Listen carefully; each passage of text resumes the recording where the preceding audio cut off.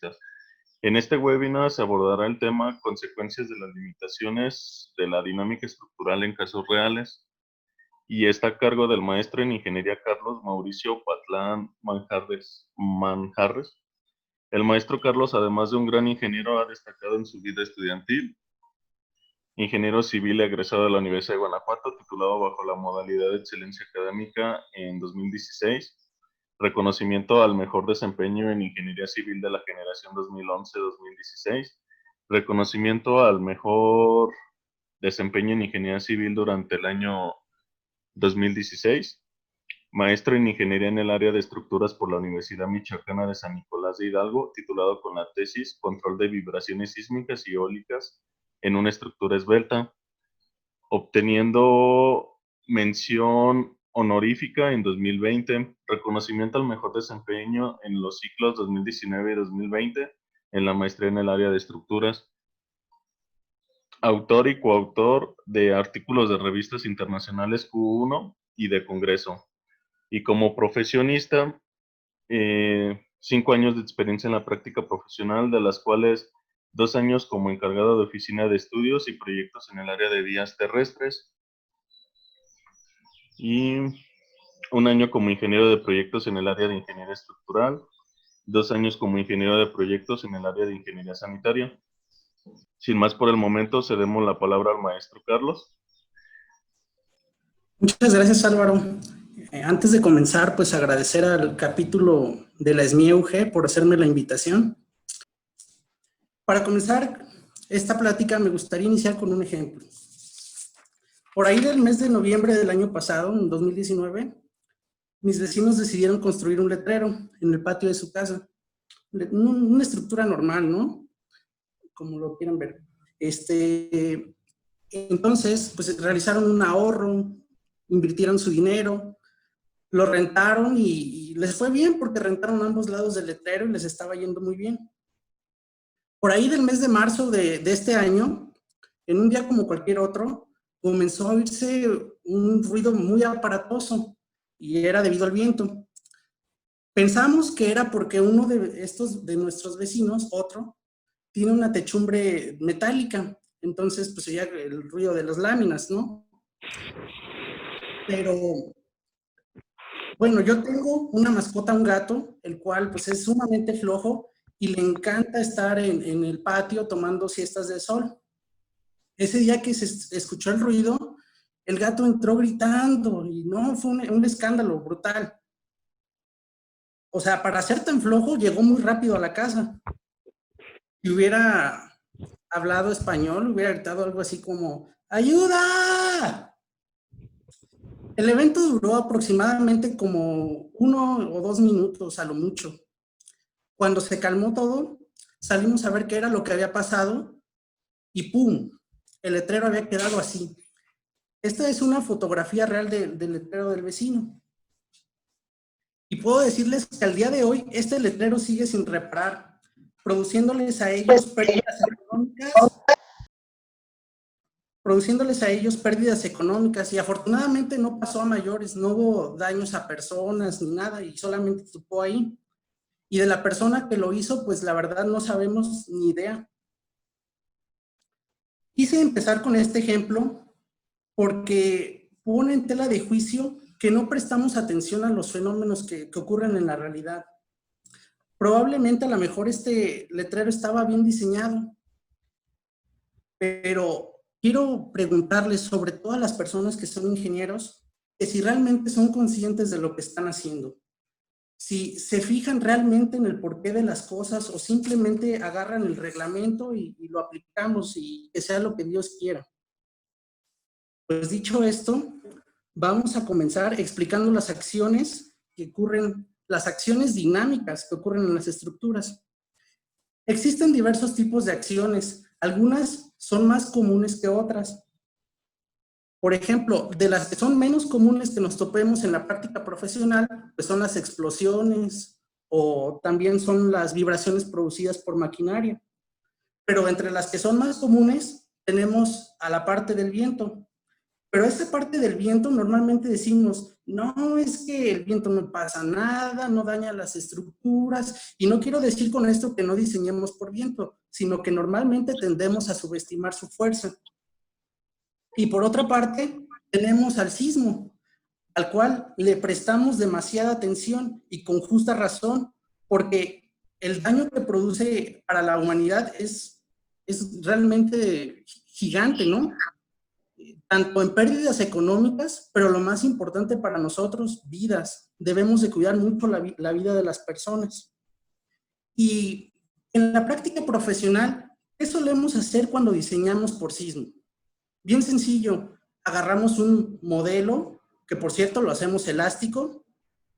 De ese modelo cargamos un espectro de diseño, donde lo que hacemos es aplicar la regla de igual desplazamientos, lo cual es un error muy grave. Generamos nuestras combinaciones de carga que nos dice el reglamento que debemos de utilizar, revisamos los elementos estructurales y los pasamos a planos. Eso es todo lo que hacemos en la práctica profesional desde el punto de vista sísmico. El sismo, no voy a negarlo, es todo un tema y en esta ocasión, por cuestiones de tiempo, me voy a enfocar solamente en la parte de viento. Para aquellas personas que piensen que el viento no daña a las estructuras, veamos el siguiente ejemplo.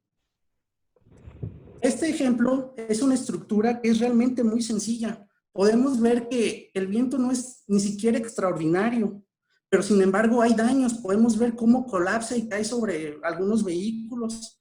Probablemente, a lo mejor no mató a nadie, pero seguro sí los mandó al hospital. Y esto fue aquí, en nuestro país, en México. En particular fue en el Estado de México. ¿Y qué podemos concluir? La estructura es muy sencilla. Desde el punto de vista de ingeniería eólica, a esto se le conoce como estructura tipo punto.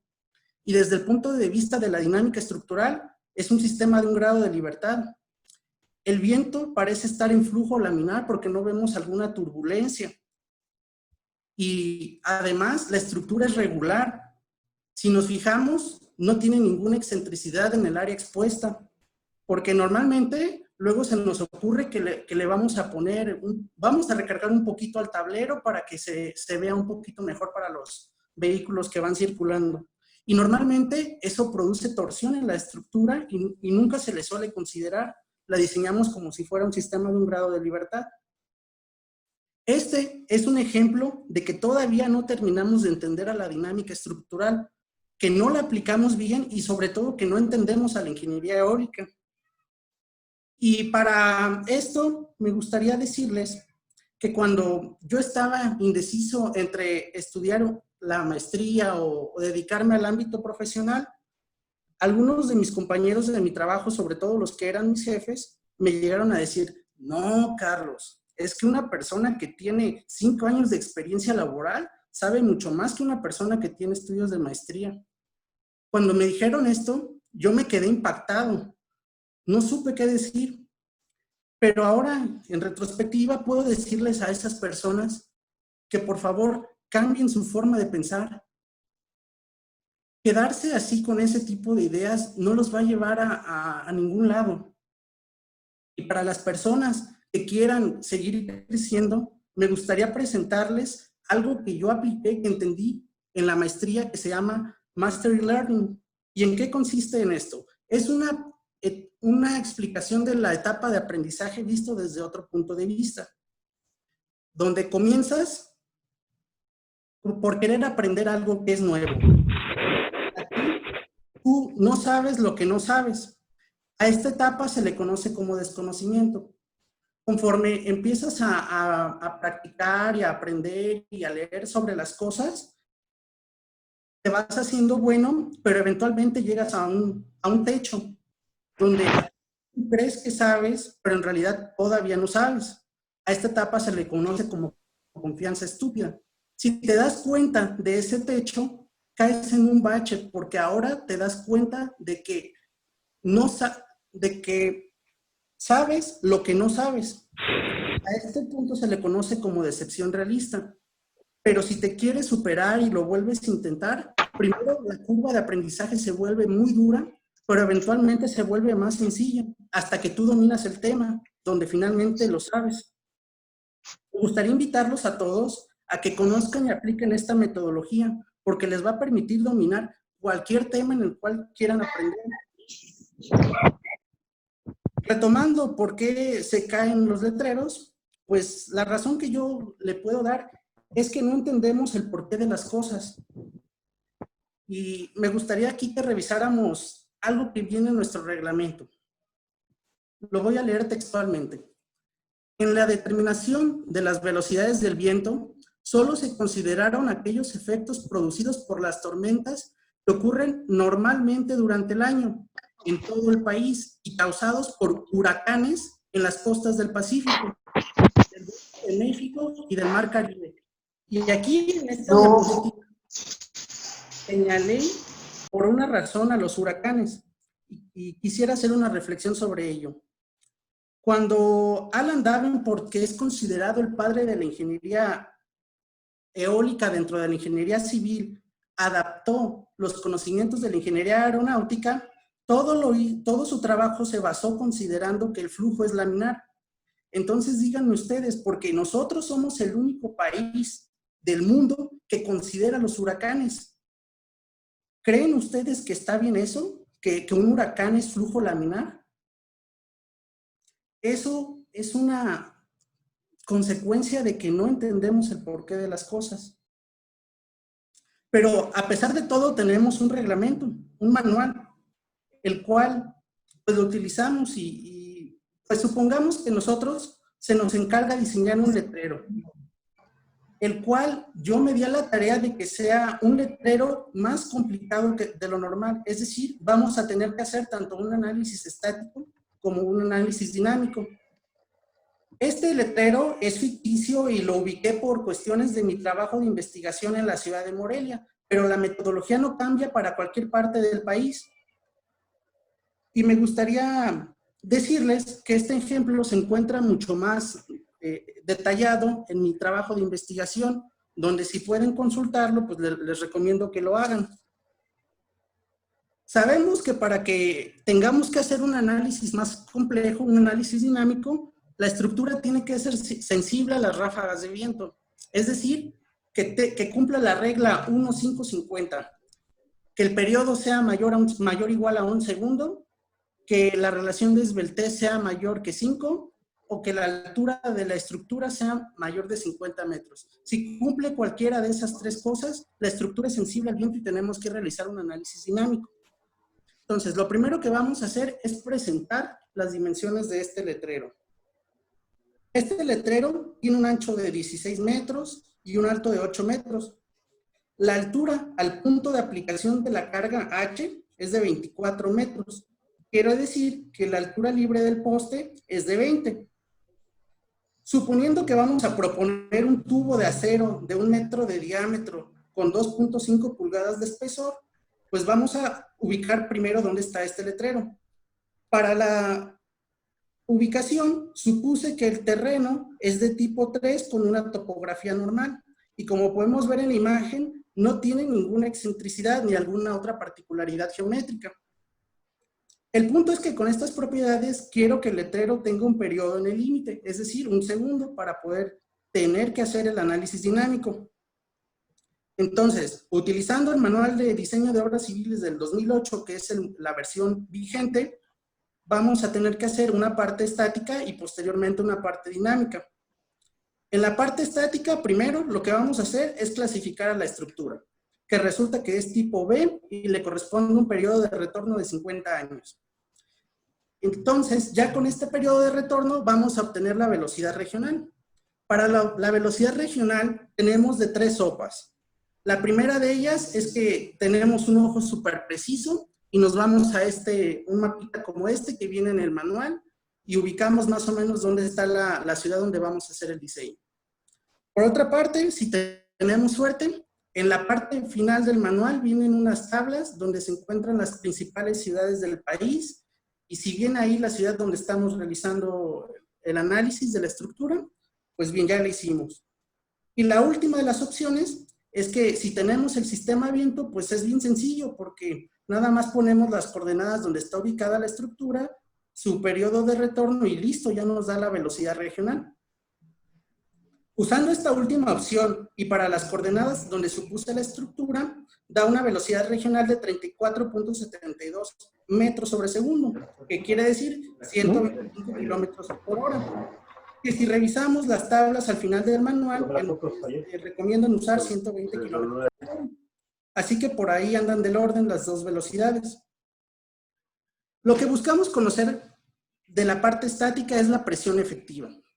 Y para eso tenemos que el terreno le corresponde un factor de exposición de 0.65 y uno de topografía de 1. Esos vienen en unas tablas en la parte estática. Con estos factores sustituimos para obtener una velocidad que se llama velocidad media. Esta velocidad da de 22.56 metros sobre segundo. Con esta velocidad media, lo que sigue es calcular la presión dinámica de base. Y para esto consideré que Morelia tiene una presión de 604 milímetros de mercurio y una temperatura de 18 grados. Si tienen duda de dónde vienen estos datos, pues pueden consultar al final del Manual de Diseño de Obras Civiles, o si no aparece la ciudad, pueden consultar una fuente estadística confiable de Internet.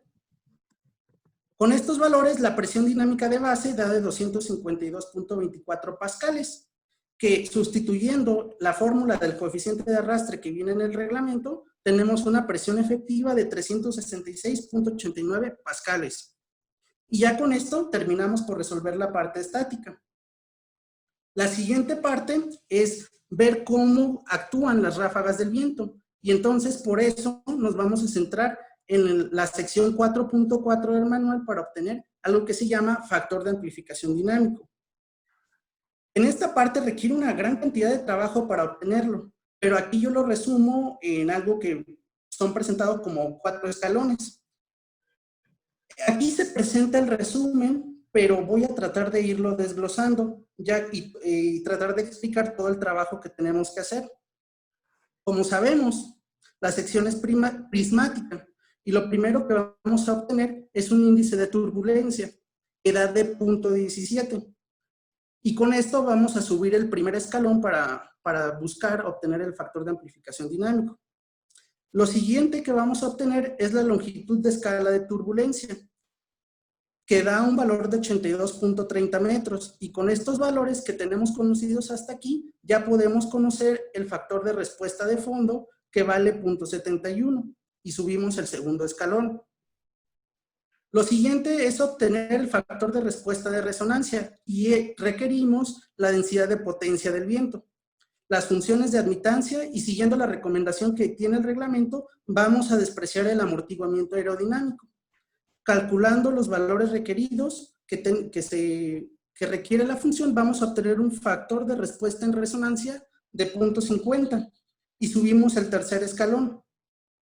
Lo último que falta pues es determinar el factor pico, que requiere la frecuencia de cruces por cero, que una vez que la calculamos, la sustituimos y nos da un valor de 5.52, y este es el último escalón. Es decir, ya tenemos índice de turbulencia, factor de respuesta de fondo, factor de respuesta en resonancia y factor pico, que son los parámetros que alimentan el factor de amplificación dinámico, que sustituyendo nos da de 1.94.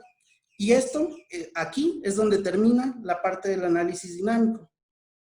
A continuación, pues lo que vamos a hacer es obtener las fuerzas, las cuales involucran el área expuesta, la presión neta que viene de la parte estática y el factor de amplificación dinámico que acabamos de calcular, donde con estos, al sustituir, nos da un cortante en la base de 91.11 por 10 a la 3 newtons y un momento de 2.19 por 10 a la 6 newton metro. Perfecto, con esto terminamos esta parte, hacemos el diseño y la revisión, dibujamos todos los planos y ¡oh sorpresa! Resulta que se cae el letrero después de que lo construyen. Una cosa que me gustaría aclarar antes de continuar es que el objetivo aquí es comparar la fuerza aplicada sobre la superficie del tablero, por lo tanto estoy despreciando la parte del poste. En un análisis real el manual recomienda incluir el poste, pero esto no es con la finalidad de compararlo meticulosamente, lo que estoy haciendo yo, ya que solo queremos analizar la estructura como una estructura tipo punto. Y dicho esto, continuemos. Ahora, imaginémonos que estamos en el rol de la persona que va a revisar la estructura, que vamos a hacer un dictamen de la estructura. Entonces, pues, pensamos que todo apunta que fue el proyectista. Nos pasan la memoria de cálculo que hizo y todo está ok. La revisamos y siguió el reglamento al pie de la letra. Entonces, ¿existe alguna otra forma de revisarlo? ¿O le podemos echar la culpa al constructor?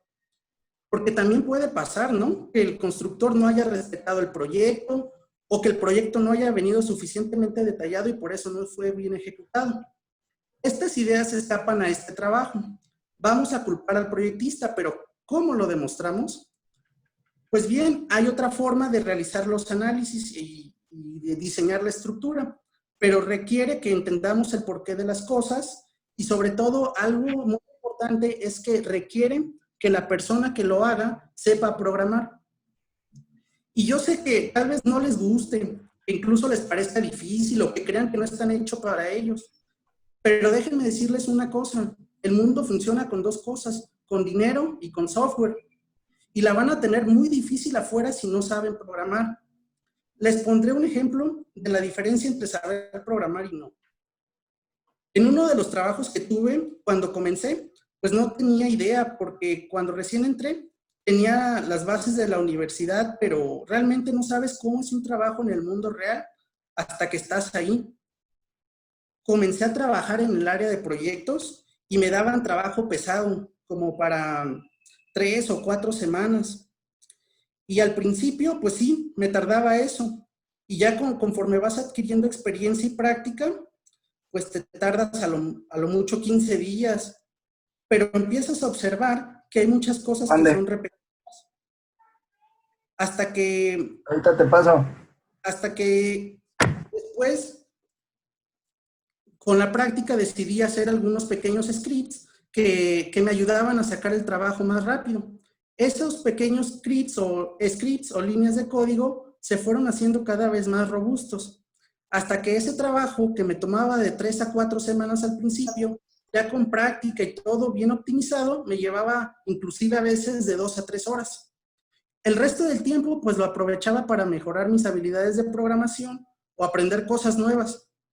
Y de hecho, de esos scripts los llevé a algunas interfaces gráficas que están listas para comercializarse en el lenguaje C#. Y aquí me gustaría aprovechar este espacio para agradecer al profesor, el doctor ahora ya, José Luis Alonso, el cual fue mi profesor de lenguaje de programación en la licenciatura. Gracias por todas las enseñanzas que me dio, ya que el curso que tomé con él fue tan bueno que me permitió aprender por mi cuenta otros lenguajes como Visual, C#, Lisp, Fortran, MATLAB, JavaScript, React, y ahorita actualmente estoy aprendiendo Python y Go, dos lenguajes que están muy en demanda ahorita en la práctica profesional. Así es que, Pepe, muchas gracias por todo lo que me enseñaste. Y para todas las demás personas, aprendan a programar porque les va a servir mucho. Recuerden que si su trabajo es mecánico, es cuestión para que una máquina venga y te reemplace, es cuestión de tiempo. Y para las personas que ya programan, me gustaría darles un consejo. Aprendan control de versiones.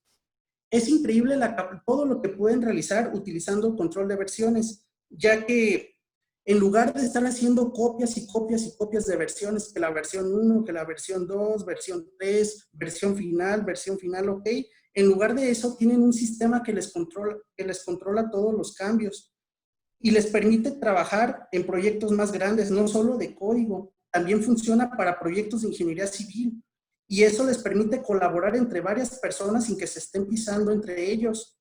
Pueden saber quién se equivocó, revertir todos los cambios y más cosas. Este tipo de herramientas les va a hacer que su vida profesional sea mucho más fácil. Terminado este comercial y suponiendo que ya sabemos programar, veamos lo que hay que hacer para analizar la estructura de una forma distinta. Y lo primero que quiero hacer es explicar cómo se definen las fuerzas de viento. Las fuerzas de viento son una función que podemos ver expresada matemáticamente en la siguiente ecuación, donde el primero de los términos se refiere a la densidad, que es una propiedad del sitio y del aire, en el sitio donde se encuentra ubicada la estructura, de la altitud y de la presión y de la temperatura. El siguiente de los términos es el coeficiente de arrastre. Este coeficiente viene de pruebas de túnel de viento donde se realizan a flujo laminar. El tercero de los términos es el área expuesta, que es una propiedad geométrica de la estructura. Y esta es la parte que es la más sencilla de la ecuación. La otra parte está relacionada con la velocidad relativa del viento. Y como podemos ver, está elevado al cuadrado. Y eso es algo que no debemos de perder en cuenta. Entonces, lo siguiente es que me voy a centrar en la velocidad relativa. ¿Y por qué se llama relativa? Porque está relacionada entre la diferencia de velocidad que hay entre el viento que actúa sobre la estructura y la velocidad que tiene la estructura en sí misma. Y como podemos ver, una vez que ya tenemos el término elevado al cuadrado, esto nos vuelve que la función sea no lineal. Además, la parte de la velocidad del viento la podemos descomponer en una parte estática y en una parte de ráfaga, donde si nos imaginamos expander ese trinomio que está al cuadrado, pues es algo muy laborioso, pero nos va a generar términos de orden 1 y 2. Es decir, que esta función va a ser no lineal. Y explicando qué es la parte estática es la más sencilla de todas. La parte estática viene de mediciones que hacemos en algo que se llaman estaciones anemométricas. Imagínense que son como unas torres que se ubican en terreno tipo 2, es decir, no están cerca de un espejo de agua, pero tampoco tienen obstáculos que sean cercanos y se encuentran ubicados a 10 metros. Y ahí se coloca un dispositivo que se conoce como anemómetro, el cual empieza a registrar mediciones, las cuales son las que después procesamos, quitamos la parte que se considera que no es flujo laminar. Lo que se obtiene después de eso es un promedio, y ese promedio lo mandamos al reglamento. Eso es el origen de los mapas que vienen en los reglamentos. La parte de la ráfaga se puede abordar desde 2 puntos de vista. Uno de ellos es el factor de amplificación dinámico que propuso Davenport, el cual ya presenté con el reglamento. Y este viene de resolver la ecuación de movimiento de forma parcialmente truncada en el dominio de las frecuencias. Es decir, que se utilizó las transformadas de Fourier. Por otra parte, podemos hacerlo mediante simulaciones. Pero ¿cómo son estas simulaciones? Pues hay varias formas de realizar simulaciones de viento. La primera de ellas es mediante procesos estocásticos y la segunda de ellas es mediante redes neuronales, es decir, algo que se conoce como inteligencia artificial. Y si alguno de ustedes, después de haber dicho esto, se quiere ir, quédense porque parece que es muy difícil, pero vamos a abordarlo de una forma sencilla. Y lo que quiero es que se sientan motivados para seguir aprendiendo más de este tema. Dicho esto, pues vamos a continuar. Pero antes de continuar, me gustaría decirles una cosa. Yo no he hecho nada de redes neuronales y me declaro incompetente en esa área, porque actualmente, pues yo sé que existe, pero no sé cómo se realiza. Así es que les pido de favor que no me vayan a preguntar de esa parte. Y por otra parte, no voy a explicar cómo se realizan los procesos estocásticos, porque da para un tema completo de maestría. Entonces me voy a centrar solamente en la parte de los fundamentos para poder aplicarlos y ustedes son los encargados de decidir si quieren seguir profundizando en esta área o no.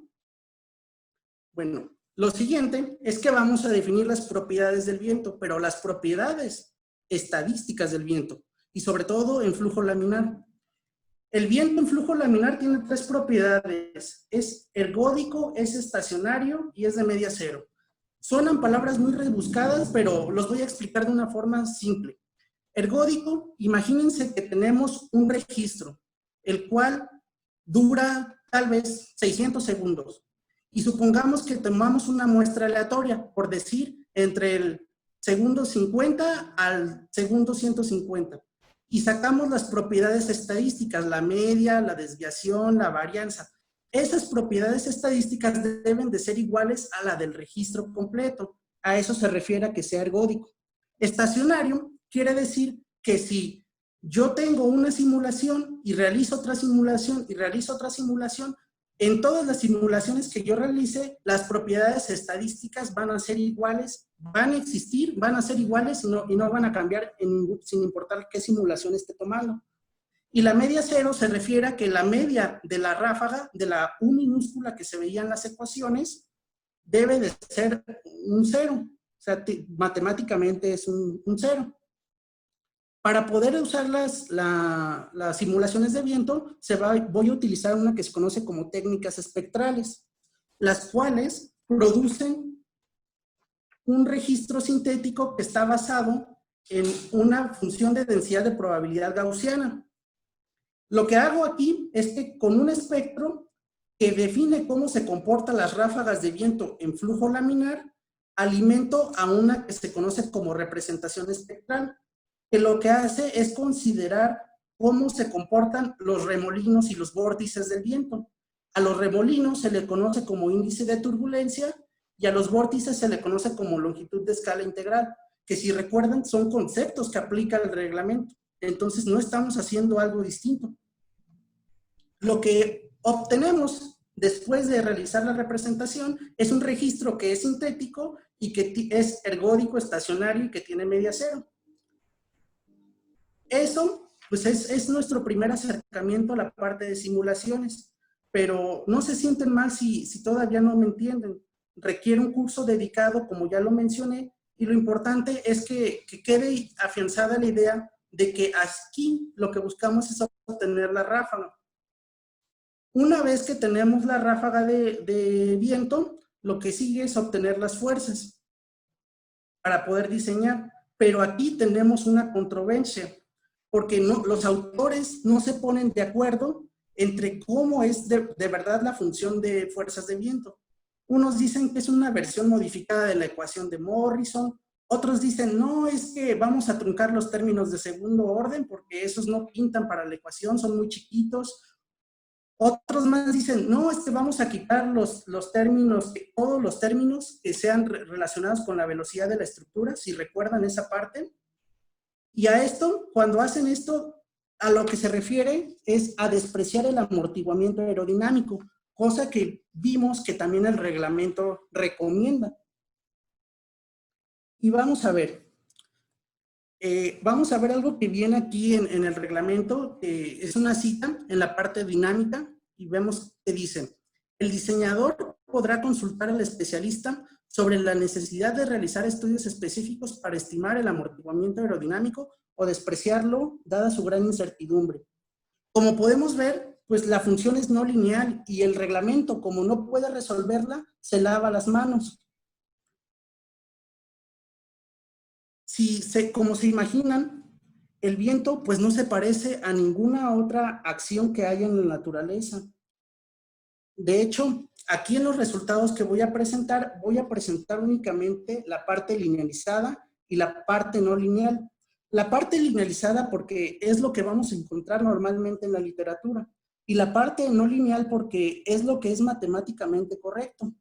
Pero si quieren conocer cómo se comportan las otras formas, les recomiendo también que lo puedan consultar en mi tesis. Ahora, veamos las limitaciones que tienen los métodos numéricos.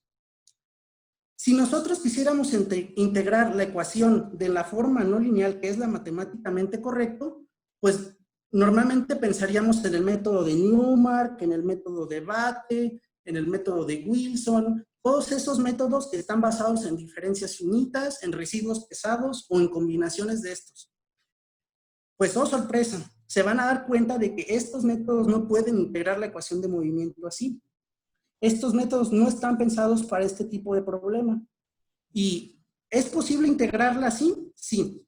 Yo lo realicé empleando algo que se llama formulación variable estado, que fue una de las contribuciones de mi tesis, donde desarrollé un nuevo método numérico que es implícito y que permite hacer la integración de la ecuación de movimiento en la forma no lineal. Y de esta forma ya podemos obtener la respuesta correcta.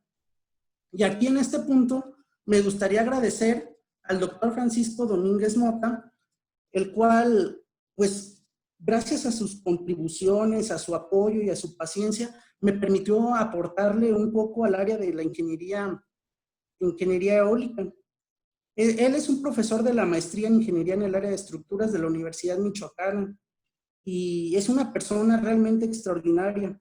Si tienen la oportunidad, acérquense a él porque él les va a apoyar mucho en su proceso de aprendizaje, pero también les va a ayudar a crecer como personas. Antes de continuar, me gustaría decirles algo a todos y me gustaría que por favor me pongan mucha atención. Si están haciendo otra cosa, por favor déjenla un momento, no hay problema, y esto es muy importante. Supongamos que ustedes tienen un registro de simulaciones, que ya lo pueden hacer, y tienen un modelo elástico el cual hicieron en su programa favorito, y cargan este registro como una función en el dominio del tiempo, y hacen un análisis. ¿Cuál es lo que está mal aquí? Lo que está mal es que los programas, sobre todo estos que son de propósito general, la forma en la que cargan las fuerzas es la forma en la cual se carga un sismo. Es decir, que las fuerzas es igual a menos la masa por la aceleración. Y el viento no involucra ninguna de esas cosas. Vimos que involucra todos esos términos que venían en las ecuaciones anteriores.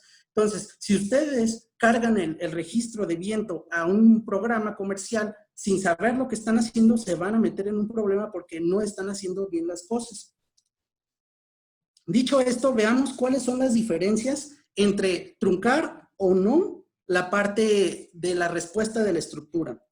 Aquí podemos ver una gráfica donde tenemos el cortante basal del oscilador de la estructura del letrero, en el cual estoy manteniendo las propiedades y lo único que estoy haciendo es cambiar las fuerzas del viento. Podemos ver que la línea punteada, que es la forma 3 que le llamo aquí, es la forma truncada, es la forma lineal, por decirlo así, tiene una mayor amplitud. Esto quiere decir que es más conservadora y si diseñamos con estas fuerzas, pues nos van a dar secciones más robustas. Podemos ver también que si analizamos el momento, pasa algo muy parecido.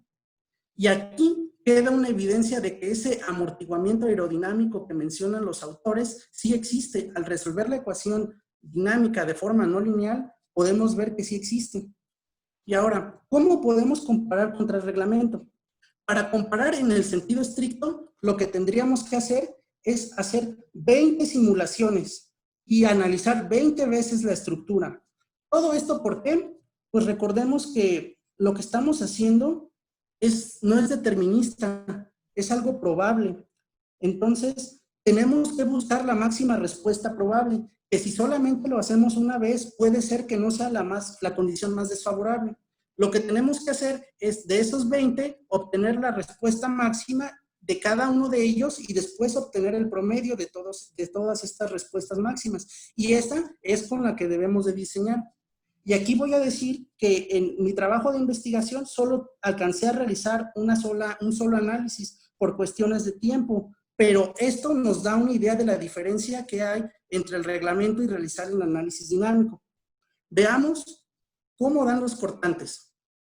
Si podemos concentrarnos en la parte del análisis dinámico, vemos que andan más o menos del orden, donde por cuestiones del amortiguamiento, la función no lineal es ligeramente menor. ¿Pero cuánto es ese menor? Pues bueno, la lineal es 106%, es 1.06 veces la parte no lineal. Pero si nos volteamos a ver el manual de diseño de obras civiles, es aproximadamente el 60%. Eso es analizando el cortante en la base. ¿Pasa lo mismo con el momento? Pues claro que sí. Aproximadamente las funciones se parecen, las funciones de los resultados dinámicos, pero si podemos concentrarnos nuevamente en la parte del reglamento, vemos que está bastante abajo, es aproximadamente el 65%. Por esta razón, es de esperarse que si ocurre un viento de 22 metros sobre segundo, probablemente el letrero va a colapsar porque la fuerza que se va a presentar en el mismo es mayor. Y aquí nos damos cuenta de que no sabíamos lo que estábamos haciendo cuando estábamos aplicando el reglamento, porque este tiene condiciones y limitaciones, las cuales no conocemos y normalmente leemos lo que viene y lo repetimos al pie de la letra. ¿El reglamento está mal? Pues aquí que quede a nuestro juicio de cada quien, ¿no? Pero yo quisiera decirles que los países que son potencia en ingeniería eólica ya han cambiado, han dejado de utilizar el factor de amplificación dinámico y lo han sustituido por simulaciones con procesos estocásticos. De hecho, allá esos países enseñan esto desde la licenciatura. Con esto lo que quiero decirles es que busquemos la forma en la que se hace la ingeniería en nuestro país. Si por aquí hay alguien que se encargue de supervisar proyectos, me gustaría decirle que antes de rechazar un proyecto que no venga tal cual como viene en el reglamento, revise bien lo que hizo y que intente aprender porque a lo mejor aplicó algo parecido. Eso lo va a enriquecer como persona.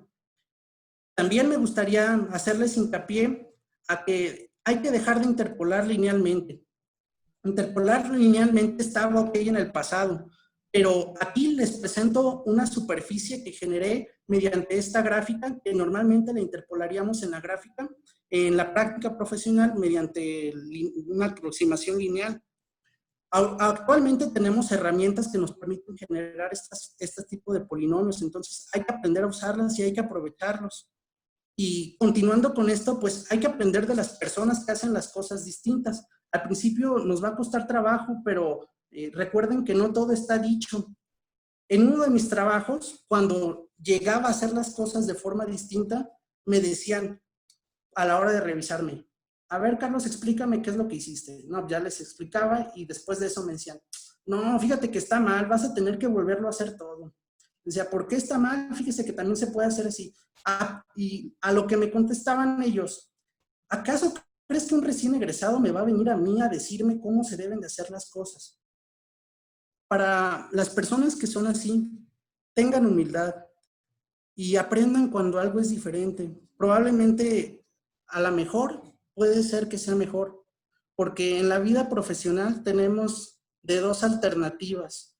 O nos estancamos o innovamos.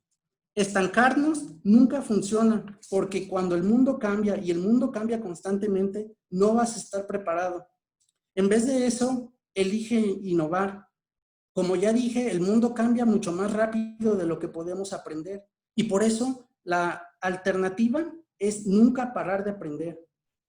Nunca pares de aprender porque esta es la única estrategia para triunfar. Y recuerda que el techo que tú tienes, tu límite, es solamente cuestión de decisión. Ya para finalizar, me gustaría decirles a todos, recordarles, el objetivo de esta conferencia fue que entendieran el porqué de las cosas, recomendarles que aprendan a programar porque les va a servir mucho, que por favor cambien la forma en la que hacen ingeniería porque el mundo está cambiando, pero sobre todo, nunca paren de aprender. Muchas gracias.